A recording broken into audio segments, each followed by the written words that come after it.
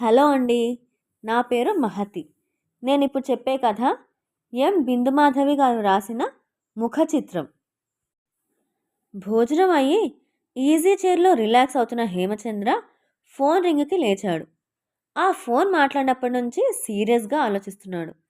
అన్యమనస్కంగా తనలో తనే ఎందుకిలా జరిగింది? వాడిష్టాన్ని తామిద్దరూ కాదనలేదే అనుకుంటూ కాలు కాలిన పిల్లిలాగా అటూ ఇటూ తిరుగుతున్న భర్తని చూసిన కళ్యాణి, ఏమైందండి? ఎందుకలా ఉన్నారు? ఫోన్ ఎవరి దగ్గర నుంచి?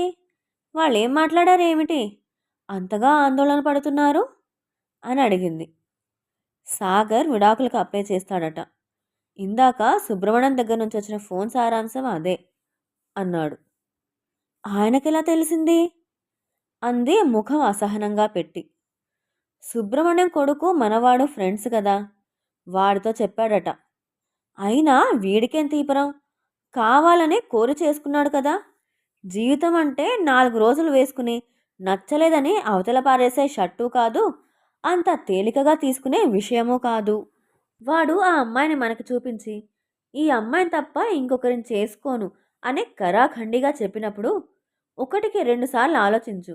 ఒకసారి చేసుకున్నాక కష్టమైన సుఖమైన చివరిదాకా వాళ్ళతో సర్దుకు బతకడం నేర్చుకోవాలి అని మనిద్దరం చెప్పాం. ఆ అమ్మాయి నా కొలీగ్. 4 ఏళ్ల నుంచి చూస్తున్నాను. అన్ని విషయాల్లో నాకు తగిన వ్యక్తి.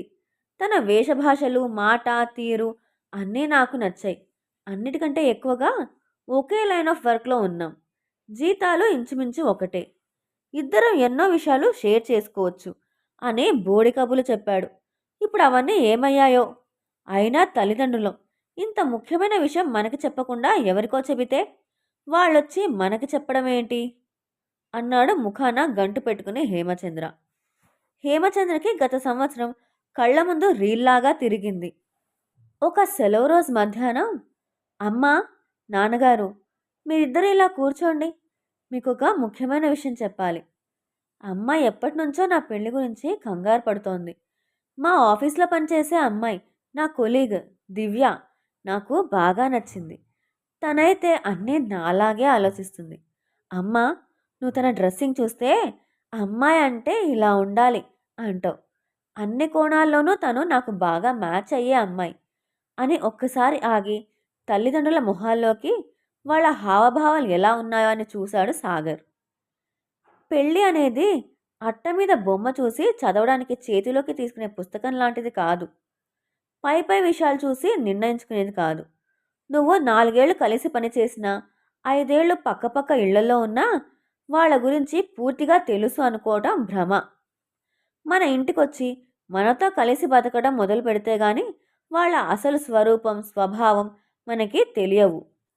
పైగా ఒకచోట కలిసి పనిచేసేటప్పుడు ఎవరూ తమ సహజ లక్షణాలని బయటికి ప్రదర్శించరు. తమ బలహీనతలు ఇతరులకి తెలియకుండా జాగ్రత్త పడతారు. నిర్ణయం తీసుకునే ముందు 1కి 4 సార్లు ఆలోచించు అన్నారు హేమచంద్ర కళ్యాణి ముక్తకంఠంతో. పిల్లలు సుఖంగా ఉండటం ముఖ్యం అని నమ్మే తల్లిదండ్రులు అవటం వల్ల కొడుకు అంత నమ్మకంగా చెప్పిన తర్వాత సాగర్ ఇష్ట ప్రకారమే సాగర్ దివ్యలకి దగ్గరుండి పెళ్లి జరిపించారు. సాగర్ ఉద్యోగం బెంగుళూరులో, దివ్య ఉద్యోగం కూడా అక్కడే అవటంతో కొత్త ఆశలతో కొత్త ఇంట్లోకి, కొత్త కాపురంలోకి అడుగుపెట్టారు. ఇరుపక్కల తల్లిదండ్రులు వచ్చి చెరొక వారం రోజులు ఉండి పిల్లలకి అవసరమైన ఏకాంతం ఇస్తూ తమ తమ ఇళ్లకి వెళ్ళిపోయారు. 6 నెలల కాలం కొత్త కుండలో నీటిలాగా తీయగా పిల్లల కాపురం సాగుతున్నదని ఇరుపక్కల తల్లిదండ్రులు సంతోషంగా ఉన్నారు. ఇంకొక 6 నెలలు వాళ్ళ ప్రాజెక్ట్ వర్కులతో బిజీగా గడిచింది. సాగర్ దగ్గర నుంచి శుభవార్త వస్తుంది అని ఎదురు చూస్తున్నారు. ఇంతలో పిడుగులాంటి ఈ విడాకుల వార్త విని కళ్యాణి దంపతులు తల్లడిల్లిపోయారు. దివ్య తల్లిదండ్రులకి ఈ విషయం తెలుసో లేదో, అసలు వాళ్ళతో ఎలా మాట్లాడాలో అర్థం కాక తలలు పట్టు కూర్చున్నారు. ఇంతలో సాగరే ఫోన్ చేశాడు. అమ్మా, రేపు నేను హైదరాబాద్ వస్తున్నాను. నీతో నాన్నగారితో ఒక ముఖ్యమైన విషయం గురించి మాట్లాడాలి అన్నాడు. దివ్య కూడా వస్తోందా అని అడిగింది కళ్యాణి మనసులోని సందేహం తీర్చుకోవడానికి. లేదమ్మా, నేను ఒక్కడైనా వస్తున్నాను. వచ్చాక అన్ని విషయాలు మాట్లాడతాను అనే ఫోన్ పెట్టేశాడు. కళ్యాణి దంపతులకి ఆ రాత్రి అన్నం సహించలేదు. కంటి నిండా నిద్రపోలేదు. ఎప్పుడెప్పుడు తెల్లవారుతుందా అనే ఎదురుచూపులతో గడిపారు. ఉదయం బ్రేక్ఫాస్ట్ తినాలనిపించక కాఫీ మాత్రం తాగి కొడుకు రాక కోసం ఎదురు చూస్తున్నారు. మధ్యాహ్నం 12కి వచ్చిన కొడుకుతో, ఏమైందిరా, ఎందుకంత హఠాత్తుగా వచ్చావు? ముఖ్యమైన విషయం అన్నావు, ఫోన్లో చెప్పొచ్చు కదా. వర్కింగ్ డే రోజు పరిగెత్తుకొచ్చేటంత అర్జెంటు విషయాలు ఏముంటాయి? మీ ఇద్దరి ఆరోగ్యాలు బాగానే ఉన్నాయా? అసలు తిళ్ళు తింటున్నారా? Office work, targets, product launching అంటూ ల్యాప్టాప్లకి అతుక్కుపోతున్నారా? ఉద్యోగాల సమస్యలేం లేవు కదా అన్నారిద్దరూ ఏమీ తెలియనట్టు. అమ్మా, ముందు అన్నం పెట్టు. నీ చేతి వంట తిని ఎన్నాళ్ళయిందో. భోజనం అయ్యాక మాట్లాడతాను. రుచికరమైన భోజనానికి మొహం వాచినట్టుంది అన్నాడు సాగర్ అక్కడున్న న్యూస్ పేపర్ చేతిలోకి తీసుకుంటూ. బ్రేక్ఫాస్ట్ తినే మూడ్ లేక ఏమీ తినకుండా ఉదయం నుంచి కొడుకు కోసం ఎదురుచూసిన కళ్యాణికి ఒక్కసారిగా ఆకలి గుర్తొచ్చింది. గబగబా వెళ్ళి కొడుకు ఇష్టమైన వంట చేసి భోజనానికి పిలిచింది. కొడుకేం చెబుతాడో అనే ఆదుర్దాతో వాళ్ళు, సంభాషణ ఎలా ప్రారంభించాలా అనే సందేహంతో సాగర్ డైనింగ్ టేబుల్ దగ్గర నిశ్శబ్దంగా అన్నం తినే పనిలో పడ్డారు. హాల్లోకి వచ్చిన తల్లిదండ్రులను కూర్చోబెట్టి, అమ్మా, నాన్న, ప్రశాంతంగా వినండి. నేను దివ్య విడిపోవాలని నిర్ణయించుకున్నాం అన్నాడు దీర్ఘ నిశ్వాసం తీసుకుంటూ. అంత పరిస్థితి ఏమొచ్చింది? ఇద్దరు ఇష్టపడే అన్నీ ఆలోచించే పెళ్లి చేసుకున్నారు కదా. తనకసలు ఏ పని రాదమ్మా. వంట కూడా రాదు. చెయ్యాలన్న ఆసక్తి లేదు. రోజు స్విగ్గీలో ఏదో ఒకటి తెప్పించుకు తింటుంది. ఎప్పుడు చూసినా ఫోన్ మాట్లాడుతూ ఉంటుంది. మధ్యలో పిలిస్తే నన్ను ఒక విలన్ లాగా చూస్తుంది. తన వర్క్, టార్గెట్స్, తన ఫ్రెండ్స్ తప్ప నేనంటూ ఒక వ్యక్తిని తన జీవితంలో ఉన్నట్టే అనుకోదు. నాతో ఏకాంతం, బెడ్ షేరింగ్ ఎప్పుడూ తప్ప ఇష్టపడదు. తనని దగ్గరికి తీసుకోవాలని ప్రయత్నిస్తే చిరాగ్గా మొహం పెడుతుంది. పోనీ తనని ఆ మూడ్లోకి తీసుకెళదామని వీకెండ్స్లో సరదాగా ఏ పార్క్కో వెళదామంటే, నువ్వు అడగగానే నీ వెంట వచ్చేయాలా, నాకు ఇవాళ మూడ్ లేదు అంటుంది. నేను బాగా పని ఒత్తిడిలో ఉన్నప్పుడు, బోర్ కొడుతోంది, అలా ఔటింగ్కి వెళ్ళొద్దాం అని గొడవ చేస్తుంది. తను కూడా ఉద్యోగం చేస్తోంది. అందులో ఉండే కష్టసుఖాలు తనకి తెలుసు. అయినా తన మాట సాగాలనే పంతం అని ఆగాడు. ఇవి మచ్చుకి కొన్ని అన్నట్టు. ఫ్రెండ్స్తో చాటింగ్లో నా గురించి ఏం చెబుతుందో ఏమో. నన్ను కలిసినప్పుడు వాళ్ళలో వాళ్ళు సైగలు చేసుకుంటూ నా వంక చూసి నవ్వుకుంటూ ఉంటారు. కొడుకు చెప్పింది విని తల పంకించింది కళ్యాణి. మేము నీకు ముందే చెప్పాం, పెళ్ళి అంటే పై పై మెరుగులు చూసి నిర్ణయాలు తీసుకోకూడదు, అనేక విషయాలు ఆలోచించాలి అని. నీకు గుర్తుందా, చిన్నప్పుడు మన ఇంట్లో తెప్పించే వారపత్రిక కవర్ మీద బొమ్మ చూసి నువ్వొక రకంగా, బామ్మ ఇంకొక రకంగా మొహాలు పెట్టేవాళ్ళు.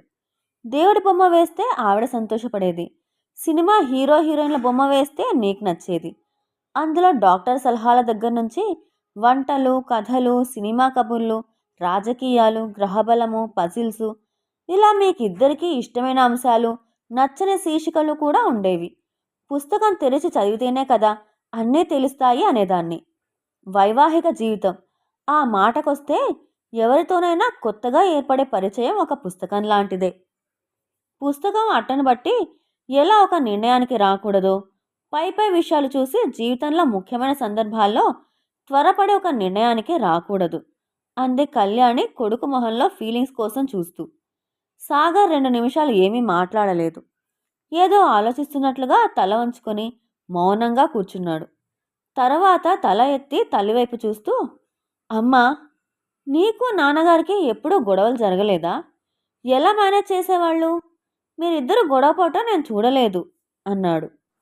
నేను కాలేజీలో చదివేటప్పుడు మన సీత ఆంటీ వాళ్ళ వివాహ స్వర్ణోత్సవం అని వాళ్ళు గ్రాండ్గా పార్టీ కూడా ఇచ్చారు. నాకు బాగా గుర్తుంది. అసలు పూర్వం అన్నన్ని ఏళ్ళు ఎలా కలిసి ఉండేవారు అన్నాడు మళ్ళీ. కళ్యాణి గొంతు సవరించుకొని, చూడు పండు, ఈ తరం పిల్లలు పెళ్ళంటే సర్దుబాటు అనుకోవట్లేదు. అసలు ఆ మాటకొస్తే జీవితమంతా ఎవరో ఒకరితో సర్దుకునే బతకాలి. ఎందుకంటే ఏ ఇద్దరి ఆలోచనలు, అభిరుచులు, సమర్థతలు ఒకే విధంగా ఉండవు. నా పెళ్ళికి నాకు 19 ఏళ్ళు. డిగ్రీ పూర్తయింది. ఉద్యోగం చేయట్లేదు. ఆ కాలం ప్రమాణాలను బట్టి అమ్మమ్మ వాళ్ళు నాకు పెళ్లి చేశారు. పెళ్ళికి కుటుంబ నేపథ్యం చూసేవారు. వాళ్ళ ఇంట్లో ఏమైనా దీర్ఘకాల రోగాలు ఉన్నాయా అని తెలుసుకునేవారు. ఇంట్లో పిల్లలు పుట్టని వాళ్ళు ఉన్నారేమో అని వాకబు చేసేవారు. పిల్లలు పుట్టకపోతే తమ వంశం కొనసాగదని భయపడేవాళ్ళు. పెళ్ళంటే రెండు కుటుంబాల మధ్య ఏర్పడే బంధం.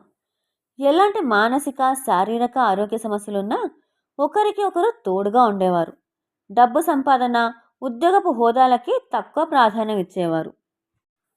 నువ్వు స్కూల్లో ఉన్నప్పుడు మన పై ఫ్లాట్లో ఉండే డాక్టర్ అంకుల్ గుర్తున్నారా?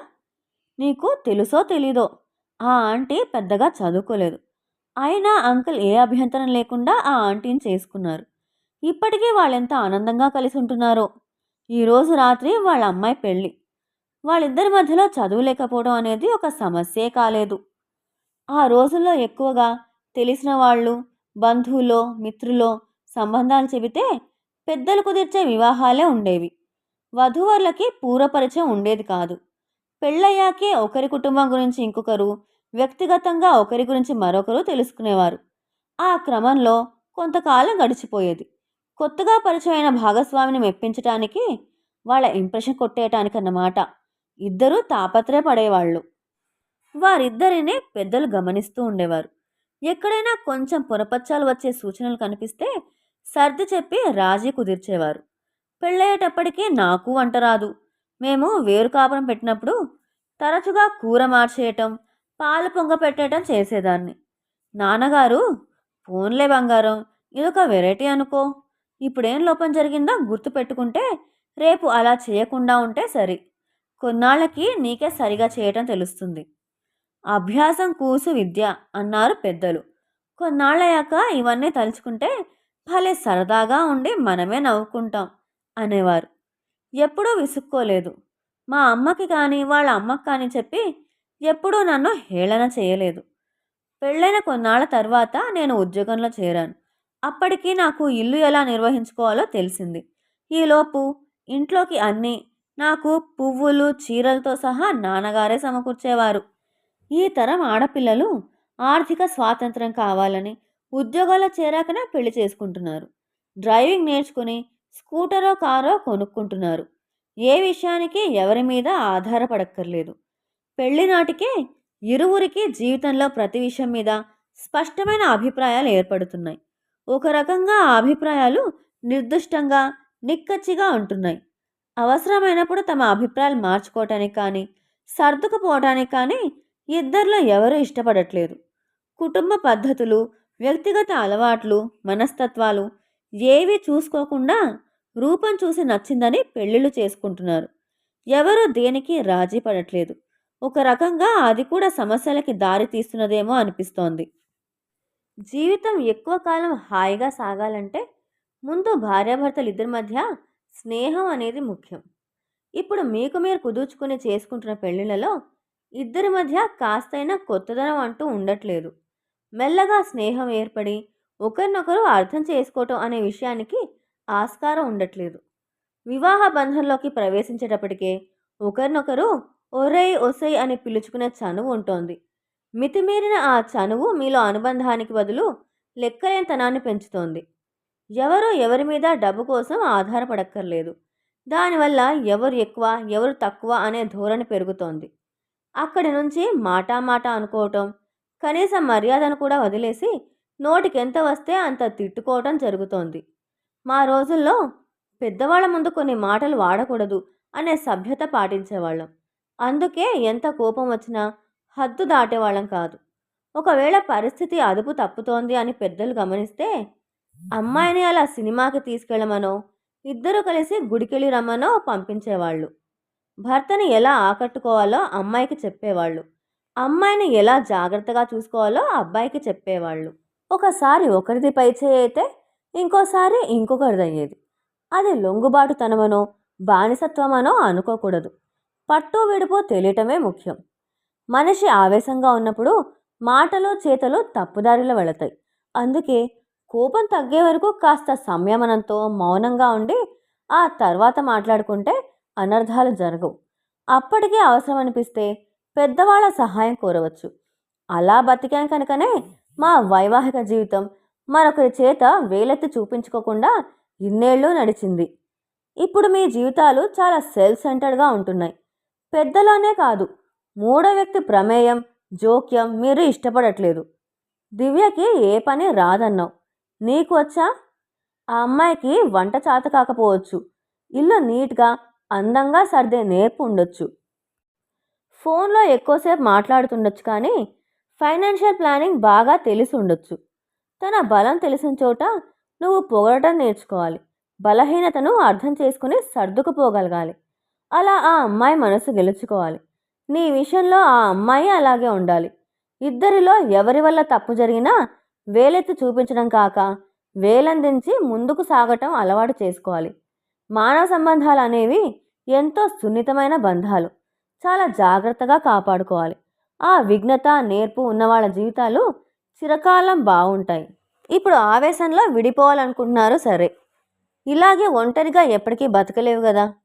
రేపు ఇంకో అమ్మాయిని చేసుకుంటే ఆ అమ్మాయిలో మాత్రం నీకు నచ్చని విషయాలు ఉండవనే గ్యారంటీ ఏముంది? అందుకే తొందరపడకు. ఇంకాస్త టైం తీసుకుని మరోసారి మాట్లాడి అప్పుడు నిర్ణయం తీసుకోవచ్చు. ఇంతకీ నువ్వు ఇక్కడికి వచ్చినట్టు దివ్యకి చెప్పావా? అసలు ఉద్యోగపు ఒత్తిళ్ళు తప్ప మీ తరం పిల్లలు పెళ్ళయ్యాక మనసు విప్పి స్నేహంగా ఎప్పుడైనా మాట్లాడుకుంటారా? తన చిరాగ్గా ఉన్నప్పుడు నువ్వే ఒక అడుగు ముందుకేసి, చాలా అలసిపోయావు, కాసేపు రిలాక్స్ అవ్వు, నీకోసం ఇవాళ ఈ వంట చేశాను అని చెప్పి చూడు, ఎంత మార్పు వస్తుందో. పొగడ్తకి ప్రేమకి పడని వాళ్ళు ఎవరుంటారా? అంటూ కళ్యాణి దంపతులు కొడుక్కి నచ్చజెప్పి, ఇంకొన్ని రోజులు వేచి చూడు, అప్పటికీ కలిసి ఉండలేమనిపిస్తే అప్పుడే ఆలోచించవచ్చు అని తాత్కాలిక పరిష్కారం చెబుతూ కొడుక్కి కౌన్సిలింగ్ చేశారు. ఇలా ఎవరో ఒకరు చెప్పకనే ఈ కాలం పిల్లలు ఈ గోలతో జీవితాలు పాడు చేసుకుంటున్నారు. చదువులు ఎక్కువై సర్దుబాటు తక్కువ అవుతోంది. మన అమ్మాయి తరఫైనా అబ్బాయి తరఫైనా పెళ్ళంటూ జరిగాక వాళ్ళిద్దరూ మన పిల్లలే. వాళ్ళ జీవితాలు బాగుండటం మనకి ముఖ్యం. జీవితం గురించి అనుభవంతో ఆలోచించగలిగిన మనం ఒక అడుగు ముందుకేసి వీలైతే జరగబోయే అనర్థాన్ని ఆపుదాం. పని జరిగినా జరగకపోయినా ప్రయత్నం అయితే చేసి చూద్దాం. అంతా మంచే జరుగుతుందని ఆశిద్దాం అనుకున్నారు ఆ దంపతులు, కాస్త ఆందోళనతో, మరి కాస్త ఆశాభావంతో.